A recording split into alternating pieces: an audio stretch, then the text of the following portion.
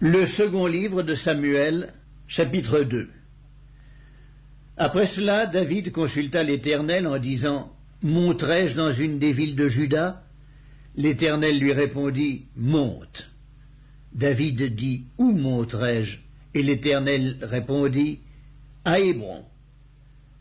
David y monta avec ses deux femmes, Akinoam de Jizréel et Abigaïl de Carmel, femme de Nabal.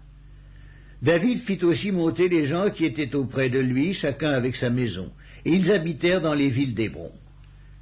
Les hommes de Juda vinrent, et là ils joignirent David pour roi sur la maison de Juda. On informa David que c'étaient les gens de Jabès en Galaad qui avaient enterré Saül. David envoya des messagers aux gens de Jabès en Galaad pour leur dire « Soyez bénis de l'Éternel, puisque vous avez ainsi montré de la bienveillance envers Saül, votre maître, et que vous l'avez enterré.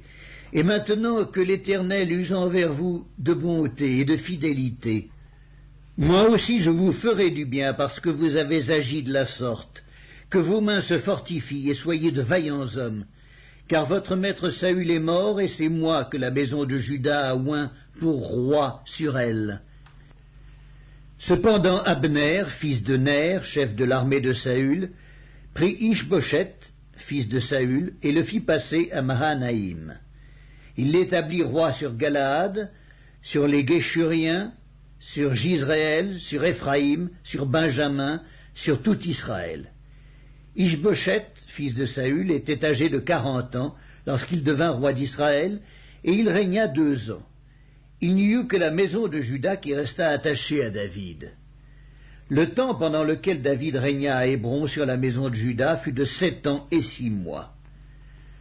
Abner, fils de Ner, et les gens d'Ish-Boshet, fils de Saül, sortirent de Mahanaïm pour marcher sur Gabaon. Joab, fils de Tseruja, et les gens de David se mirent aussi en marche. Ils se rencontrèrent près de l'étang de Gabaon, et ils s'arrêtèrent les uns en deçà de l'étang, et les autres au-delà.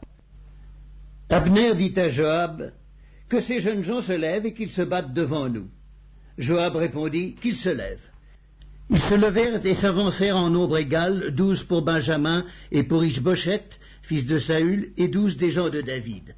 Chacun saisissant son adversaire par la tête, lui enfonça son épée dans le flanc, et ils tombèrent tous ensemble. Et l'on donna à ce lieu, qui est près de Gabaon, le nom de Helkat Hatsurim. Il y eut en ce jour un combat très rude, dans lequel Abner et les hommes d'Israël furent battus par les gens de David. Là se trouvaient les 3 fils de Tseruja, Joab, Abiskaï et Asaël. Asaël avait les pieds légers comme une gazelle des champs. Il poursuivit Abner sans se détourner de lui pour aller à droite ou à gauche. Abner regarda derrière lui et dit « Est-ce toi, Asaël ?» Et il répondit « C'est moi. » Abner lui dit « Tire à droite ou à gauche, saisis-toi de l'un de ces jeunes gens et prends sa dépouille. » Mais Asaël ne voulut point se détourner de lui. Abner dit encore à Asaël « Détourne-toi de moi, pourquoi te frapperais-je et t'abattrais-je en terre? Comment ensuite lèverais-je le visage devant ton frère Joab ?» Et Asaël refusa de se détourner. Sur quoi Abner le frappa au ventre avec l'extrémité inférieure de sa lance, et la lance sortit par derrière. Il tomba et mourut sur place. Tous ceux qui arrivaient au lieu où Asaël était mort s'y arrêtaient. Joab et Abiskaï poursuivirent Abner, et le soleil se couchait quand ils arrivèrent au coteau d'Amma, qui est en face de Giac, sur le chemin du désert de Gabaon. Les fils de Benjamin se rallièrent à la suite d'Abner et formèrent un corps, et ils s'arrêtèrent au sommet d'une colline. Abner appela Joab et dit « L'épée dévorera-t-elle toujours? Ne sais-tu pas qu'il y aura de l'amertume à la fin? Jusque à quand tarderas-tu à dire au peuple de ne plus poursuivre ses frères ?» Joab répondit « Dieu est vivant, si tu m'eusses parlé, le peuple n'aurait pas cessé avant le matin de poursuivre ses frères. » Et Joab sonna de la trompette, et tout le peuple s'arrêta. Ils ne poursuivirent plus Israël, et ils ne continuèrent pas à se battre. Abner et ses gens marchèrent toute la nuit dans la plaine, ils passèrent le Jourdain, traversèrent en entier le Bitron, et arrivèrent à Mahanaïm.